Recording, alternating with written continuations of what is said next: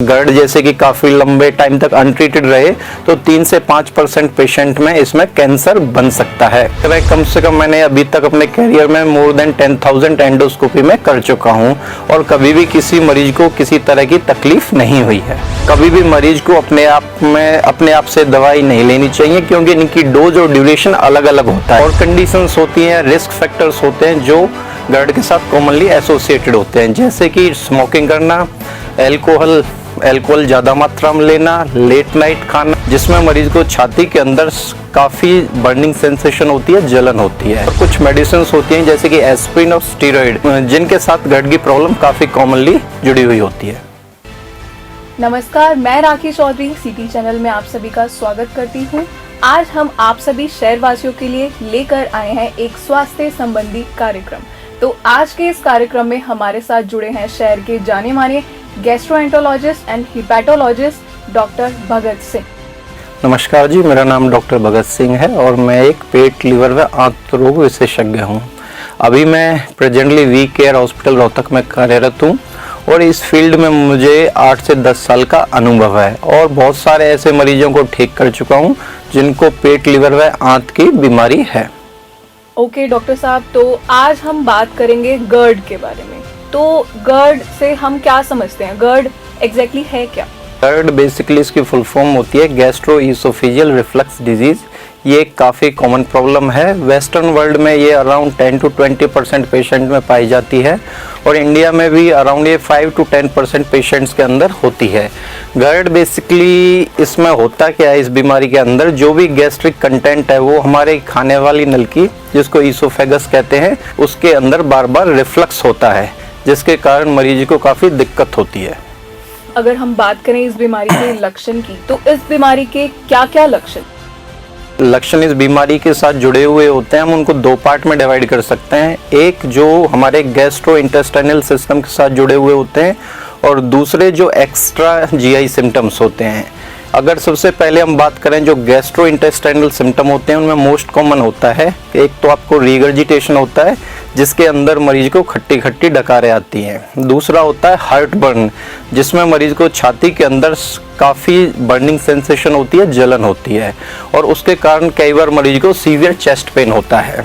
इसके बाद किसी मरीज को खाना निगलने में तकलीफ हो सकती है, खाना निगलते टाइम पेन हो सकता है और कई बार मरीज को इसमें आवाज़ भी बदल सकती है।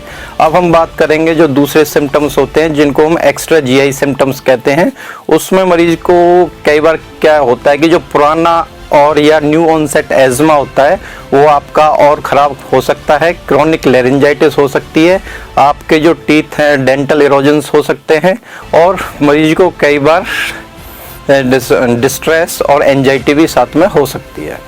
डॉक्टर साहब, ये बीमारी किस कंडीशंस में पाई जाती है? कई कंडीशंस के साथ एसोसिएटेड होती है। इसमें सबसे कॉमन होता है मोटापा। जिन मरीजों को मोटापे की तकलीफ ज़्यादा होती है उनमें ये मरीज काफ़ी कॉमनली होती है। उसके बाद होता है हाइटस हर्निया।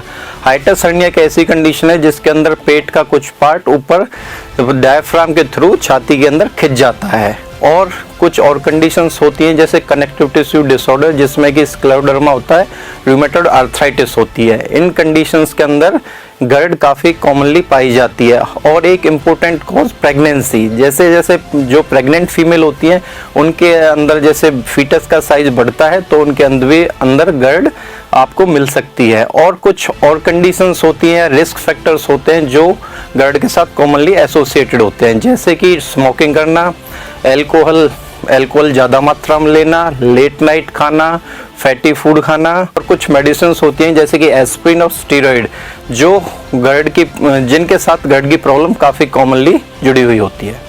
इस बीमारी की जांच कैसे कर सकते हैं? जो GERD की जांच के लिए वैसे तो जब मरीज हमें ये अपने सिम्टम्स बताता है तो ज़्यादातर केसेस में हम इस बीमारी की जो डायग्नोसिस है हम मरीज के सिम्टम्स के ऊपर ही बना लेते हैं। बट कुछ केसेस में हमें एंडोस्कोपी की ज़रूरत पड़ती है। जैसे कि किन मरीज के हम एंडोस्कोपी कर सकते हैं जिनमें खाना रुकने लगे या खाना खाते टाइम दर्द हो या उल्टियों में। डॉक्टर साहब, एंडोस्कोपी क्या है? आप प्लीज एंडोस्कोपी के बारे में भी हमारे दर्शकों को बताइए। जी, एंडोस्कोपी एक दूरबीन द्वारा खाली पेट जांच की जाती है, जिसके अंदर हम खाने वाली नलिका जिसको ईसोफेगस कहते हैं, स्टोमक होता है और स्मॉल इंटेस्टाइन का जो फर्स्ट पार्ट होता है उसका 20% भाग हम देख पाते हैं। ये एंडोस्कोपी एक इजीली अवेलेबल प्रोसीजर है, बहुत ज़्यादा कॉस्टली नहीं होता है और ये सुबह खाली पेट होता है और इसमें से मरीज को कोई कॉम्प्लिकेशन भी होती नहीं है। एंडोस्कोपी की अगर बात करें, कम से कम मैंने अभी तक अपने करियर में मोर देन 10,000 एंडोस्कोपी में कर चुका हूँ और कभी भी किसी मरीज को किसी तरह की तकलीफ नहीं हुई है। अगर ये बीमारी अनट्रीटेड रहे तो इससे क्या क्या कॉम्प्लिकेशंस हो सकती है? अगर हम गर्ड को काफ़ी लंबे टाइम तक इग्नोर करते रहें या प्रॉपर ट्रीटमेंट नहीं लें, मान के चलें कि अगर 10 से 15 साल तक ये बीमारी अनट्रीटेड रहे या मरीज अपने हिसाब से देसी इलाज या मेडिसिन लेता रहे, तो इसके अंदर 3-4 कॉम्प्लिकेशंस काफ़ी कॉमनली एसोसिएटेड होती हैं, जिसमें एक सबसे पहला होता है कि जैसे कि खाने की नलकी का सिकुड़ जाना, जिसको हम ईसोफेजियल स्ट्रक्चर कहते हैं। अगर खाने वाली नलकी एक बार सिकुड़ जाती है तो इसमें मरीज को फिर खाना खाने में काफ़ी दिक्कत होती है। एक होता है ईसोफेजियल अल्सर होना, और हम एक कॉमन लैंग्वेज में समझें तो ईसोफेजियल अल्सर्स बन जाते हैं और जख्म बन जाते हैं, जिसके कारण मरीज को खाना खाते टाइम दर्द होता है और कई बार उल्टी हो सकती है और उल्टी के अंदर खून भी आ सकता है। इसमें जो सबसे ज़्यादा लाइफ थ्रेटनिंग कॉम्प्लिकेशन होती है वो होती है बैरेट ईसोफेगस। बैरेट ईसोफेगस एक प्री मैलिग्नेंट कंडीशन है, एक रिस्क फैक्टर है खाने की नलिका का कैंसर डेवलप होने के लिए।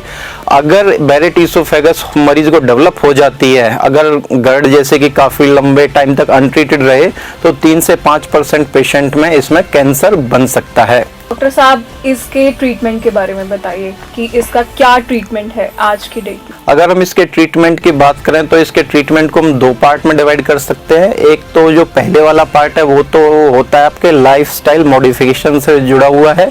दूसरा एक प्रॉपर जो मेडिसिन होती हैं। लाइफस्टाइल की हम बात करें तो एक तो है कि मरीज को अपना वजन नहीं बढ़ने देना है, क्योंकि जैसे हमने पहले बताया कि ये बीमारी काफ़ी मोटे लोगों में पाई जाती है, तो इसमें जो भी मोटे मरीज होते हैं जिनका वजन काफ़ी ज़्यादा होता है, इसमें सबसे पहली रिक्वायरमेंट होती है कि मरीज अपना एटलीस्ट 10% वजन कम करे। और जो पर्सन्स या जिनको ज़्यादा हैबिचुअल होते हैं स्मोकिंग एंड ड्रिंकिंग के, वो हमें बिल्कुल बंद कर देनी चाहिए। और कुछ चीज़ें होती हैं कि जिन मरीज को गट की समस्या होती है उनको अगर सीधा लेटना है तो अपने जो हेड एंड साइड का बेड वाला पार्ट है उसको 4 इंच आप ऊंचा कर सकते हो, जिससे एक स्लोप बन जाएगा और आपको रिफ्लेक्स की समस्या कम होगी। या फिर जो उल्टे हाथ की तरफ, और इंग्लिश में बात करें तो लेफ्ट लेटरल कंडीशन में आप रात को सो सकते हो। और इसमें आपको स्पाइसी खाना नहीं लेना है, जो भी खट्टे फ्रूट्स होते हैं उनका जूस नहीं पीना होता है। और दूसरा वाला पार्ट जो कि मेडिसिन से जुड़ा हुआ होता है, तो मेडिसिन में के इसका ट्रीटमेंट को बेसिकली 3 पार्ट में डिवाइड किया हुआ है। एक वो ड्रग जो एसिड को कम बनाती हैं, और दूसरा जो अगर एसिड बनता है तो वो जल्दी से आपके इंटेस्टाइन के अंदर चला जाता है, और एक होता है एसिड को न्यूट्रलाइज करने वाली दवा। तो ये मेडिसिन जो है मरीज को कभी भी अपने आप नहीं लेनी चाहिए, आफ्टर डॉक्टर से परामर्श के बाद ही इन दवाई में मेडिसिन लेनी चाहिए। कभी भी मरीज को अपने आप से दवाई नहीं लेनी चाहिए, क्योंकि इनकी डोज और ड्यूरेशन अलग अलग होता है, जो कि मरीज को नहीं पता होता है, फिर इनके साइड इफेक्ट भी होते हैं।